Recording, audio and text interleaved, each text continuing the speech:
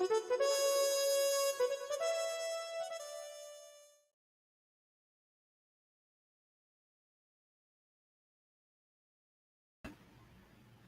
good morning from the Black Horse.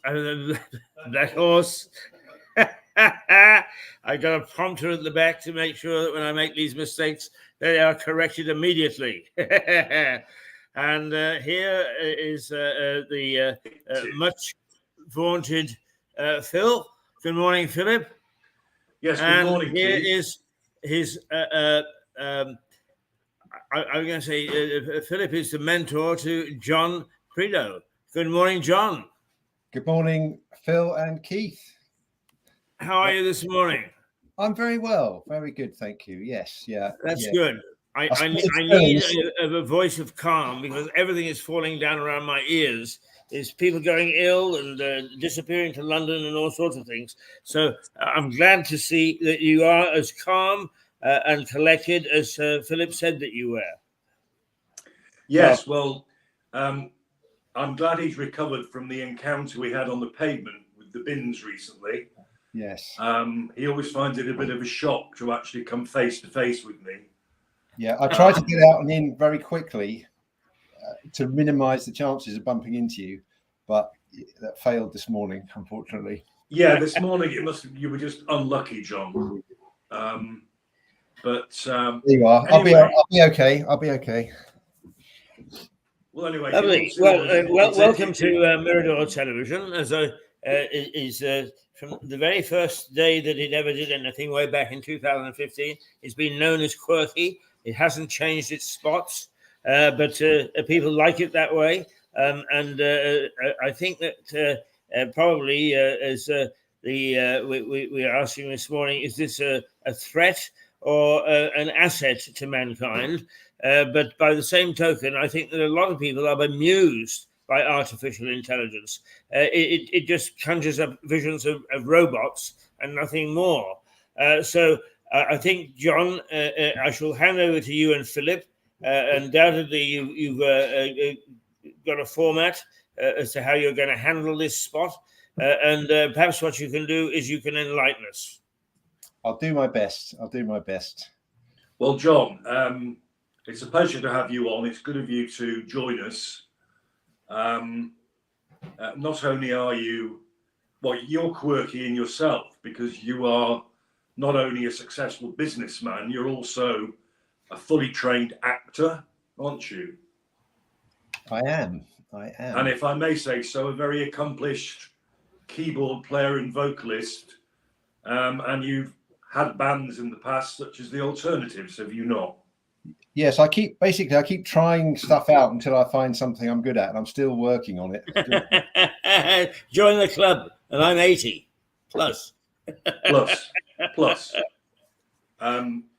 Keith wants to be a hat model, and he changes his hats on a regular basis, but it doesn't seem to work. Well, it's people recognize the hat; they just don't recognize the face. Well, John, your company based at the stable in Arundel is called what?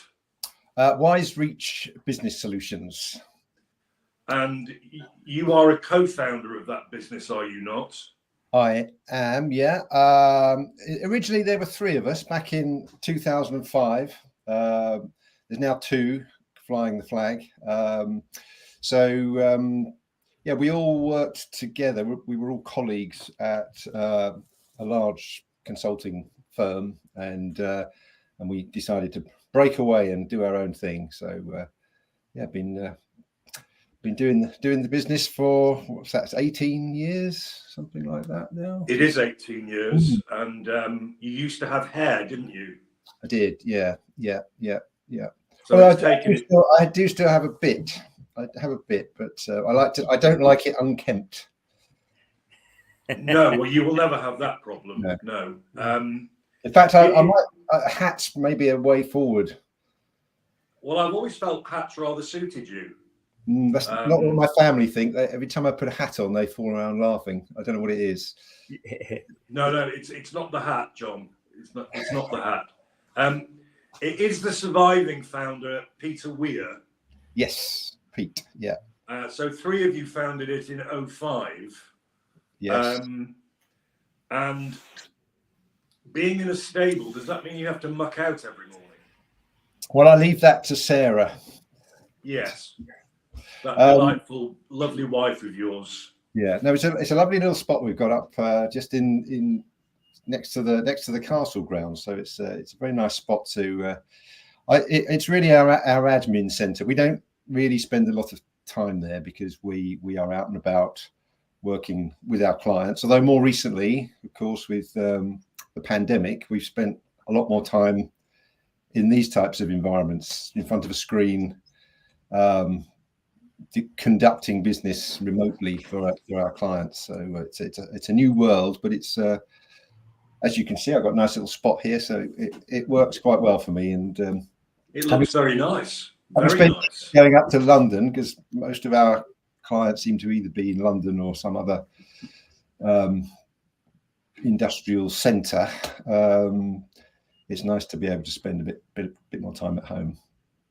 No, that I can relate to. I'm now retired and thoroughly enjoying it. Even a day trip to London takes it out of me these days. Whereas, as you know, for decades I commuted, and I've no idea how I managed it now. Now, just educate us. What is AI?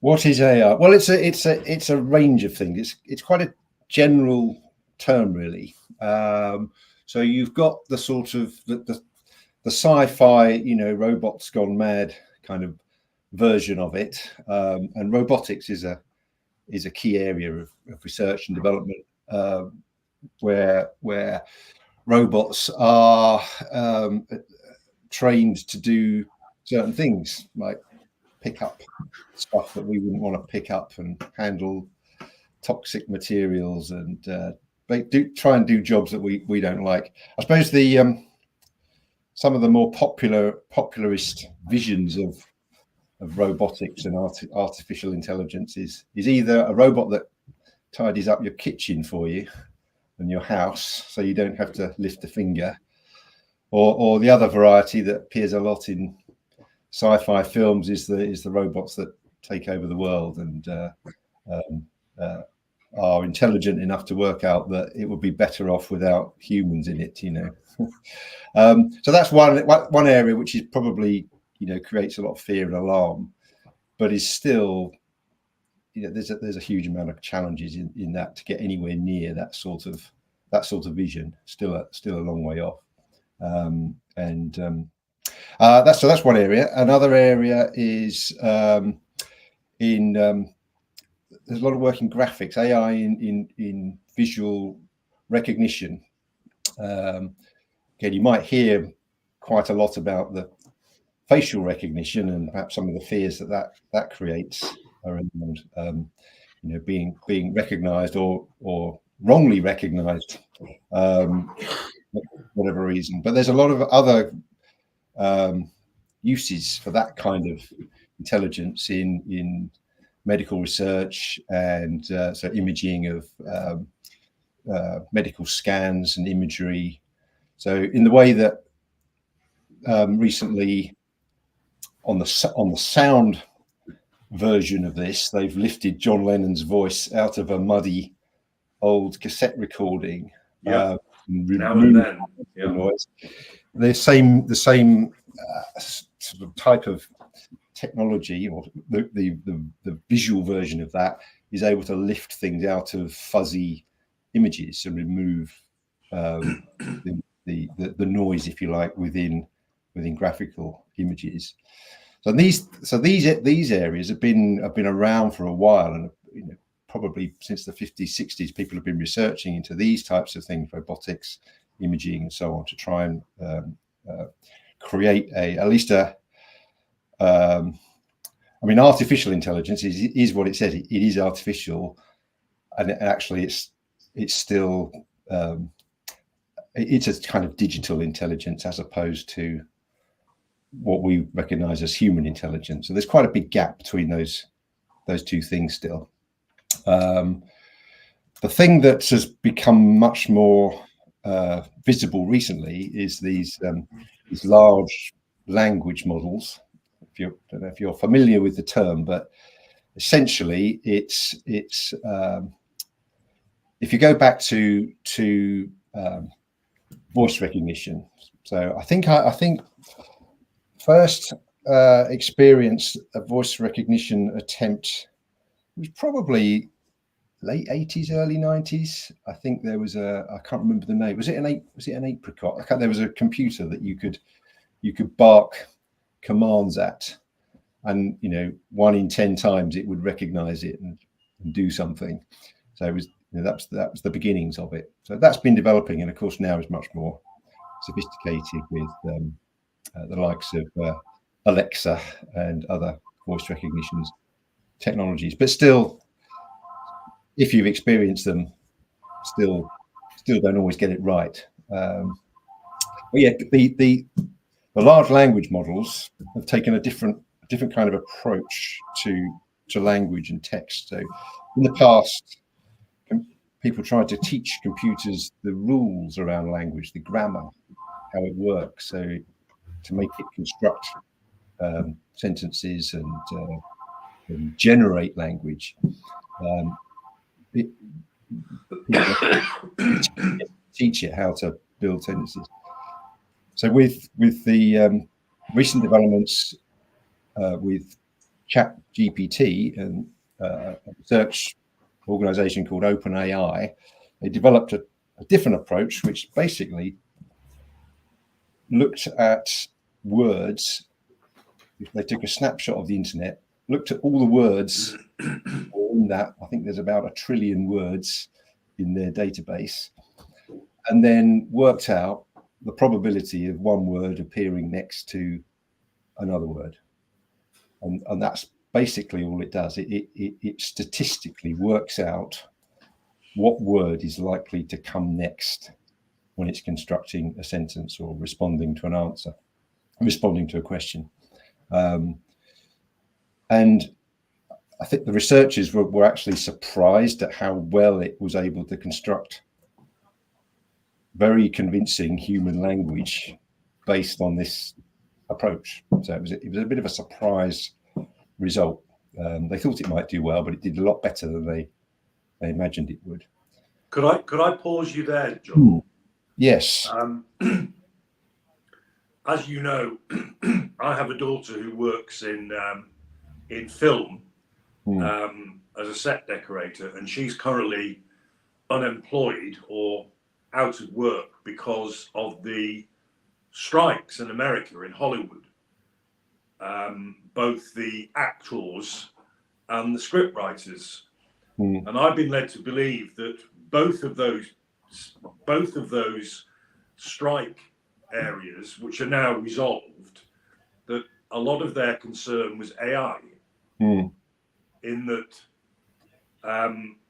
actors could be made unnecessary. And in terms of script writing, somebody using AI could, for example, write a completely new series of, say, Only Fools and Horses without using a script writer. Now, is what you've been telling us, does that bear any relation to what you just described? Yeah, so these large language models that are able to generate very convincing language, that's the kind of thing that you could use to write a script. Yes. And I've seen some examples of you can say, give me a scene with these 3 characters, having a conversation in a public house about AI, for example, in the style of Shakespeare, and it will write you a script, which is impressive. But I would say from the examples I've seen, you would definitely need, as it stands at the moment, and of course things will get better in time, someone still needs to vet that. Somebody still needs to feed it the ideas. Someone needs to moderate it and supervise it. So whilst it could, my view, my personal view, is that it is more likely to be used as a useful tool by script writers to maybe play around with ideas, to generate little segments that might give them things that they perhaps hadn't thought of, and then they can use that. You also have to bear in mind the limitations of it. It can only use the data, the words that it's been given. So it depends what snapshot it's taken, what words it has in its vast data source to put things together. So if you've got, in terms of being creative, like Shakespeare was, and inventing new words and new meanings and so on, evolving language, I think that there's a long way to go before that kind of thing is going to. So you appear not to envisage replacing actors or script writers. You think it's possibly a useful tool, but they'll still survive. Is your view currently? That's my view. If it's going to remain interesting, I mean, it depends how much anybody. I mean, there's always a commercial factor in all of this. It's a cost benefit, and risk. So will somebody risk? So that what they won't. Let's say, okay, we'll sack all the script writers and generate a script. Now we'll make a film using that script. How confident are you going to be that that's going to be a blockbuster and pay for all the rest of the production costs? Probably the script writing part is one of the cheaper parts of the whole enterprise. So risking a computer generating your script for you probably doesn't really add up commercially. No, I can see that. Yeah. And I think that kind of model probably applies to lots of other things as well. I mean, you mentioned in the context of things can still be a bit hit and miss, even an Alexa. So when I come down in the morning, I say, "Good morning, Alexa," and it says, "Sod off, Phil." Yeah, well, I've actually infiltrated your network, so I've programmed your Alexa to say that to you every morning. So. Right. So the machine is fine, but you have used AI to insult me as often as possible. Yeah, and this is where the inherent danger lies. Really, is how humans use AI, not how AI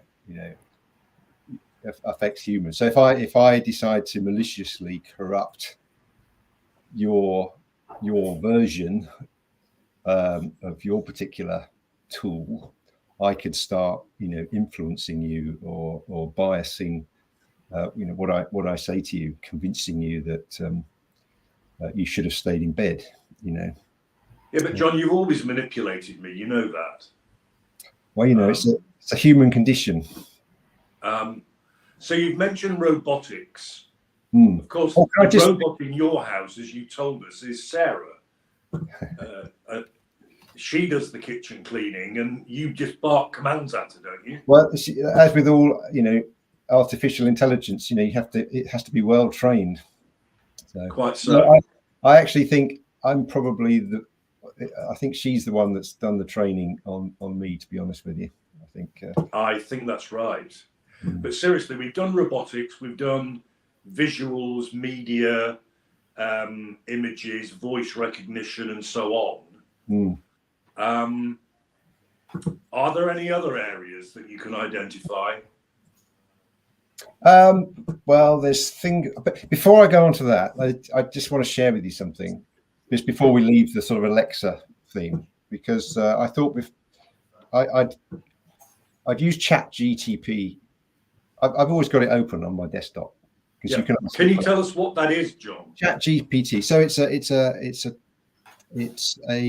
a large language AI tool that you can ask questions and it will give you answers based on this database of words it has from the internet. I think it goes up to April 2022, the free version. course, you can pay more to get a more up-to-date version. So you can ask it to write little scripts for you and the like. I've had some fun doing things like that. So I thought this morning I'd ask it if it knew any good lawyer jokes, knowing that it's something you might be interested in. So I don't know if I'll read it out to you, because I think this maybe sums up some of the issues. So it says, sure, here's a lawyer joke for you. Why don't lawyers go to the beach? Because the cats keep trying to bury them in the sand. I don't think that's a real joke, is it? It's not. No. I think it's funny. Maybe it makes sense to a lawyer. I don't know. No, it doesn't. Not remotely. No. A lawyer joke. There's a set of lawyer jokes based in America, really, that Yes. are readily accessible. You may have heard or read them, but they're basically taking the mick out of these appalling American attorneys who think they're advocates. Right. And one of my favourites is there's a pathologist, forensic pathologist in the witness box, who has performed a post-mortem, and the attorney says, "Are you sure Mr. X was dead when you performed the post-mortem?" And the answer was, "Well, if he was alive, well, if he wasn't dead when I started, he was certainly dead when I'd finished." You know, another one is, "How can you be sure that Mr. Y was dead?" "Because I've got his brain in a jar on my desk." "How does that make you sure he's dead?" And the witness says, "Okay, I'll give in. Maybe he's alive and doing law." Anyway, move on, JP. I think the threat to comedians is very slight, but based on what I've seen so far. Yeah. So that's from ChatGTP. Now, going back to your company, the website is www.wisereach.co.uk. Is that right? That is right. Yes. And within your company, you have specialists that both discover AI and deliver it. What does that mean? Well, they don't discover AI. What they're discovering, they're trying to discover where AI can be used to bring efficiencies within an organization. So using tools like being able to recognize entities or themes that are in text, in emails, and doing something with them, or processing documents that are scanned, being able to triage them or make a decision on an application, things like that. So they're looking at the application of what is becoming quite a wide range of AI-based tools. And bear in mind, because of the whole sort of hype that's been developed around ChatGPT, or the heightened awareness, shall we say, I think a lot of software product companies now feel they need to be able to say that their tool is AI based in some way. So AI has become a kind of a thing that you want associated with your brand. So there are some tools that are genuinely provide some useful function in being able to read emails automatically or recognize things that can improve your process, and others that are very tenuous. You know, the links are quite hard to establish. But so it's the in thing. But you're it's saying the in thing. Yes, it's the in thing. Yeah. For these companies. And other companies are also going. So service companies like insurance companies, banks, and so on. They're trying to assess to what extent they should use AI either just to make their business run better, or whether they should be using it in customer service and being very open about that, and using it as part of their marketing, to say, we can give you a great customer experience when you ring up, because we're using wonderful AI to give you the best answer and advise you on what you need to do. So service companies are asking themselves the question. I mean, big organizations, this is can be quite difficult, and so that's where we try to assist and help bring the right people together, the technologists, product vendors, the business users, the legal departments, for data protection issues. And well, that's a big deal. That is a big deal.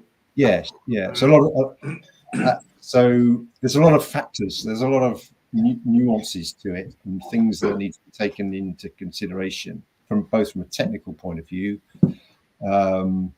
Where's your data?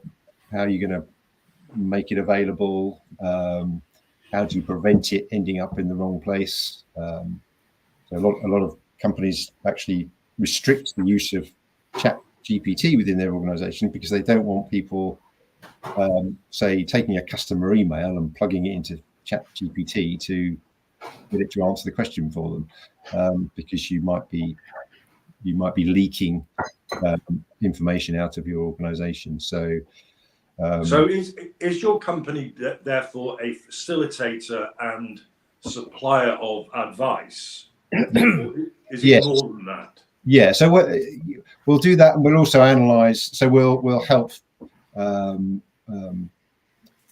identify sort of the issues and the opportunities. So we'll look at the process, which might involve documenting that process, laying it out in a way that people can visualize what they're doing, because quite often large organizations, their processes they evolve and become sort of distorted and in people's heads, and everyone sort of thinks they know what they're doing, thinks they're following a process, but there's no documentation of it, and it's so we do a fair bit of that. So just helping people just reflect back what they do, lay it out visually, help them understand and highlight where the issues and opportunities might be, and then we've got that understanding on the technology side and the expertise to say, actually there's a tool, there's something, there's a combination of things that we could use here to make this part of your process more streamlined, more efficient, more effective. Well, I mean, on the subject of the individual's expertise, I mean, your job description on the website is that you are the digital delivery consultant and project manager. So what does that mean? It's quite a broad title, yeah. So most of what we do is framed within a program or a project. So an organization has decided they want to do something, and they need help. They need someone to manage that whole process, to coordinate between the teams, plan what needs to be done, and ultimately deliver usually a new IT platform solution, which then obviously impacts the business or means there's change. So I will help coordinate that whole process. But the other strand of what I do is the analysis, the diagnosis, the problem solving, and the solutionizing around that. And the approach we prefer to use is a more sort of iterative type approach. So trying to build things or deliver things as quickly as possible, maybe not fully formed. So that traditionally there would, in IT delivery, there would be a lot of analysis, a lot of specification, a lot of energy, placed on getting the business to sign off their requirements and what they need, so that to cover the backs of the developers, who would then deliver to what had been signed off, and then typically when the business then get what's been developed, they go, no, that's not really what we want. That's not what we meant. And you kind of go around the whole process again. So our approach is more try and find something small, deliver it quickly, feed it back, make adjustments, build the next thing. And what we found is that this is very well suited to the whole AI world, which is quite new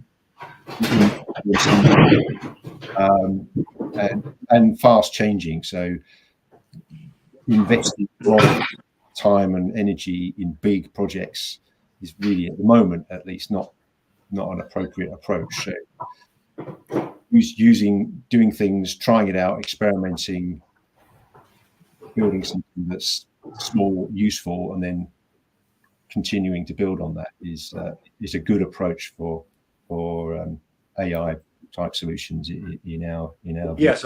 Within your organisation, you've got other experts, but you appear to have 2 data scientists, one of whom graduated in AI with a BA, and you've got 2 AI technical leads. What does that mean?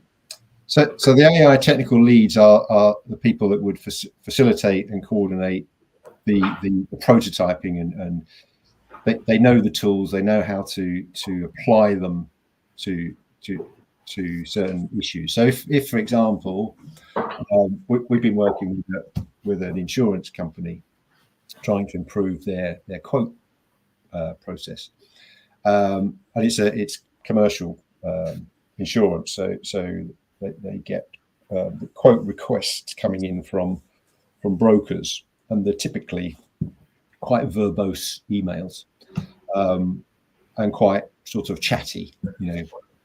Hi Bob, great to have a beer last week. Just wondering, we've got this opportunity with client X, blah blah blah. So it's that kind of language they use to ask if the company would be interested in providing cover for some big industrial project or something like that. They get quite a lot of these, so we're looking at processing them and extracting the information out of them. So our AI tech leads would look at the problem, look at the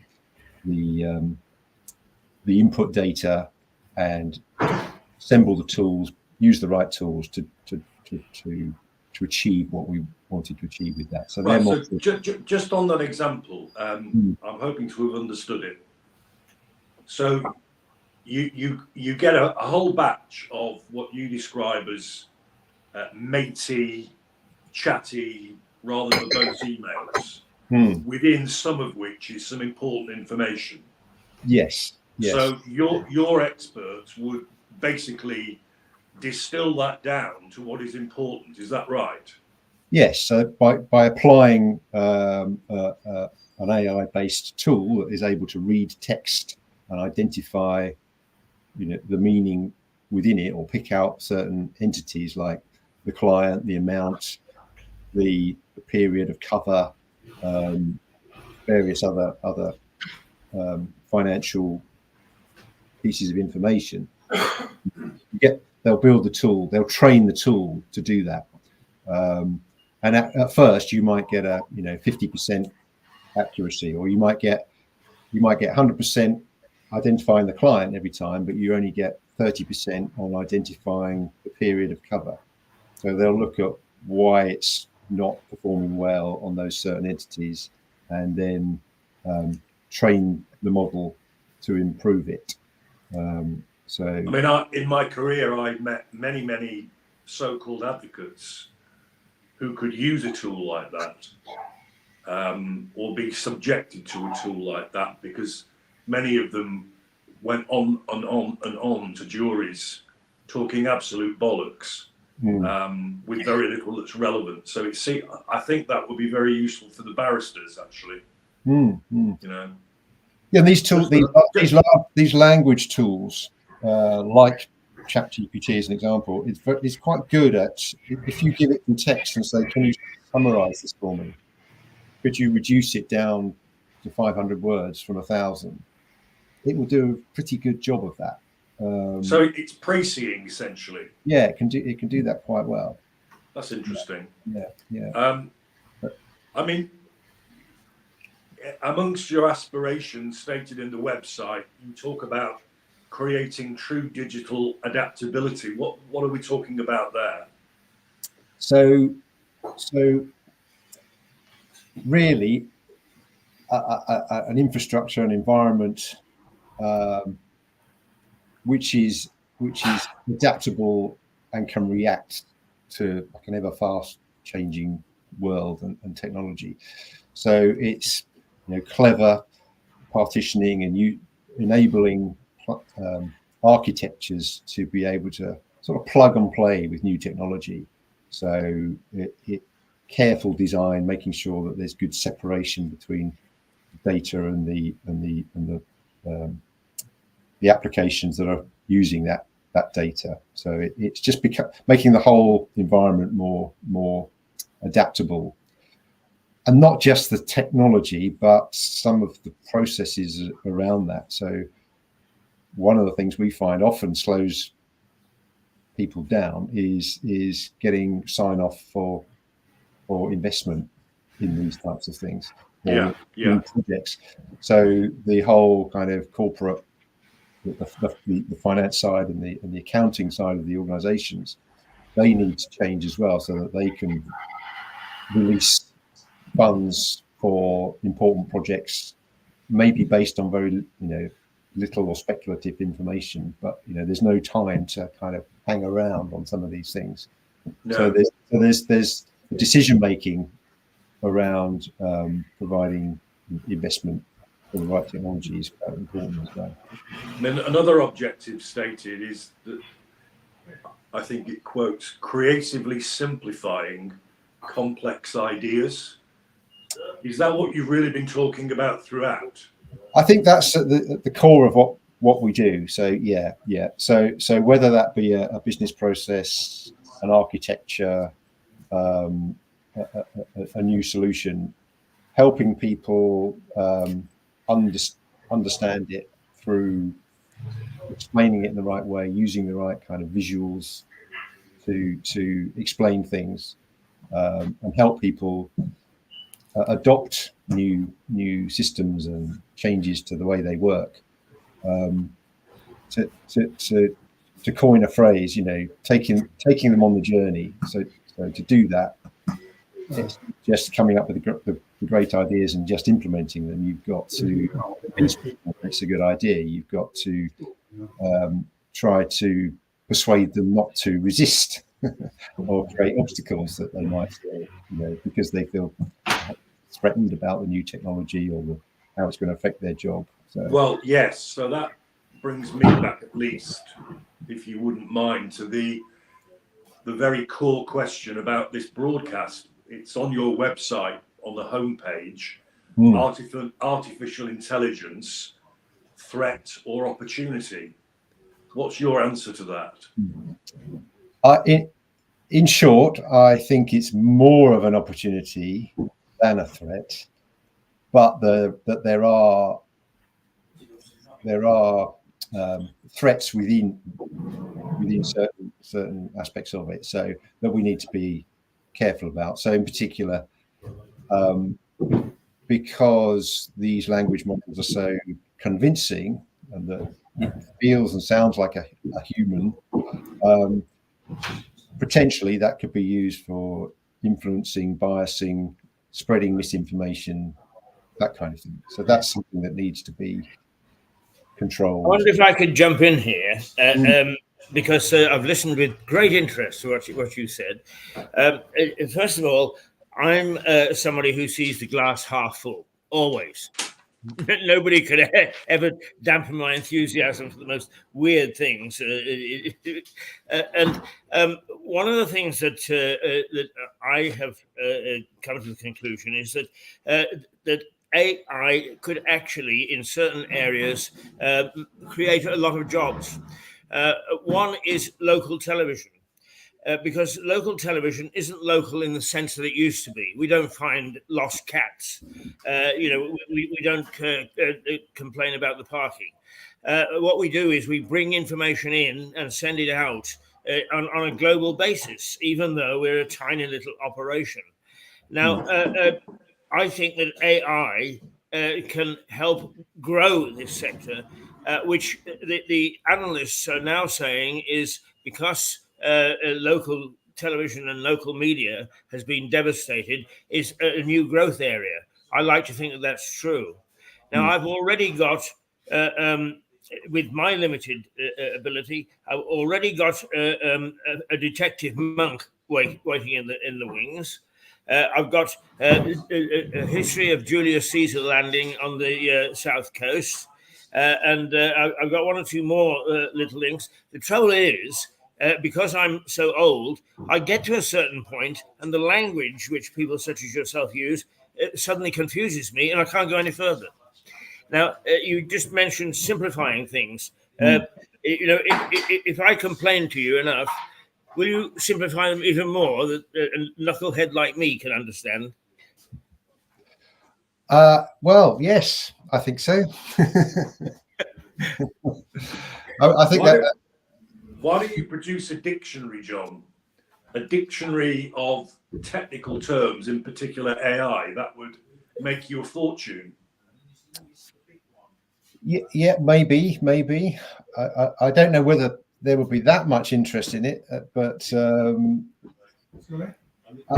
I think it's interesting that the AI could be used to create that dictionary. I could probably type it into Chat GPT now and say, give me a dictionary, 20 AI terms and their meaning, and it would do that probably. So you could actually, not now obviously, but you could go to Chat GPT and say, give me a glossary of terms relevant to AI.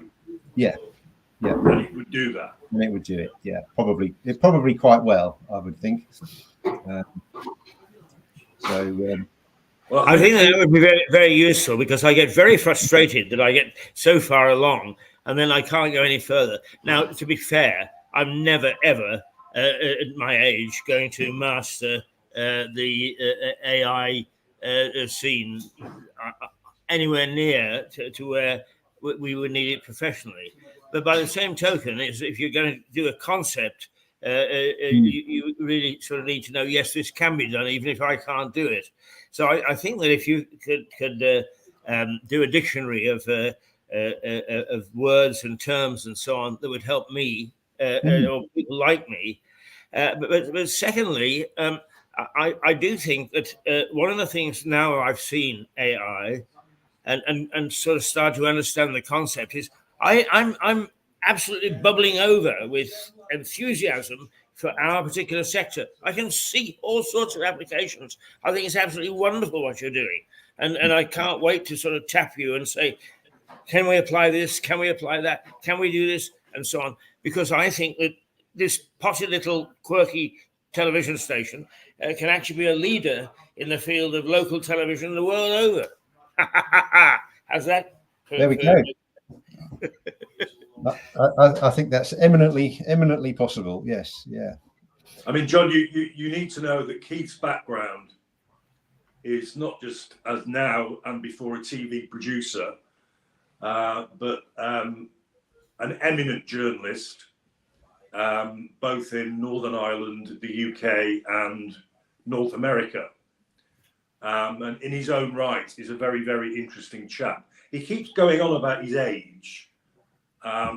Frankly, he puts me to shame. And his glass remains more than half full, which, as you know, is not my style. But they say that optimists live longer, don't they? Yes, well, yeah, I've already booked my funeral. Don't worry. You won't have to put up with me much longer, John. We're keeping him alive. We'll keep him going somehow. I mean, John, Keith, I was going to, before you, as you put it, jumped in, which you didn't. I was going to give you, as it were, the final questioning session or discussion with John, using your background that I've just described. So do carry on. Well, I mean, I think that it's the concept. I honestly think. I mean, for already is with a limited number, we've managed to expand. We now do 3 hours. We're doing it 5 days a week. We now do 3 hours, 3 days a week, and then repeat stuff on Tuesday and Thursday.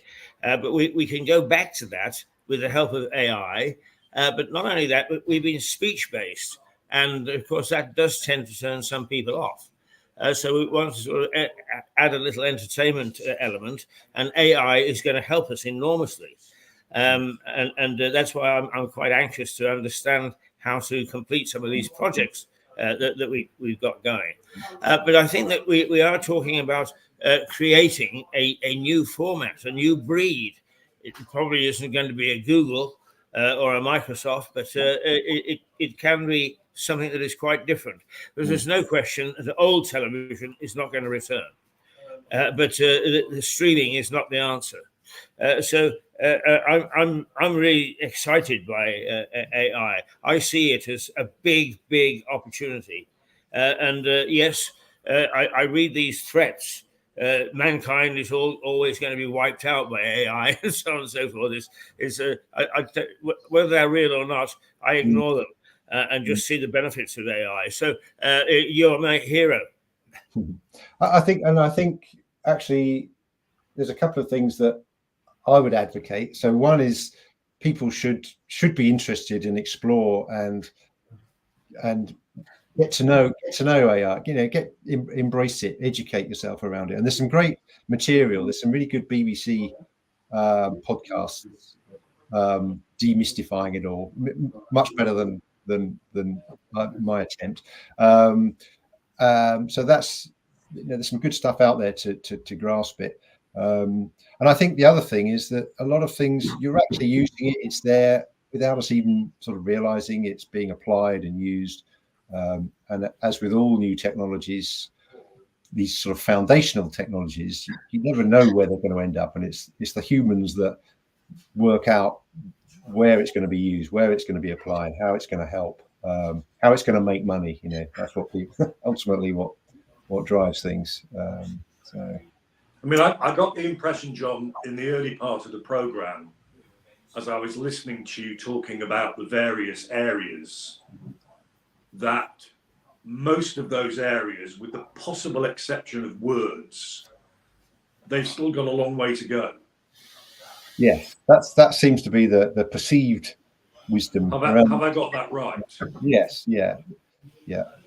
It's still a fantasy of that robots taking over the world and all of that. Long way to go. But some of the more immediate things. So I was listening to something the other day where someone was saying actually worrying about that is like a bit of a red herring. And if you start putting energy into that, how do you turn off AI and all of that, which the likes of Musk and others are sort of promoting. They're almost promoting the fear. I guess they'll be the ones that come and save us all. Did you say Musk? Yeah. Yes. Yeah. Yes. He was. I think. What did he say? He said something like, "Nobody will have to work anymore." Yeah. I mean, that's such a fantasy, really. Oh, thank God for that. I would hate that. I heard the interesting take on it was actually we should be worrying about some of these other things. So the biases, the misinformation, things that we've already seen happening with algorithms on Facebook. That's where we not trying to work out how do we turn it off when it goes wrong. I'm absolutely fascinated by a huge subject, and even the way that it can apply to media. So I hope that Philip and I can strong arm you to appear regularly on this television station and explain to people what's happening, but also help take us into this brand new world that I envisage. Well, I'd be delighted. I mean, I'm learning all the time as well. So as I delve and learn, and I can happily share those discoveries as we go. That's terrific. Do you see now, John, what Keith is like? I would never have had the temerity, at least on air, to strong arm you into further appearances. And he's now done that. I know.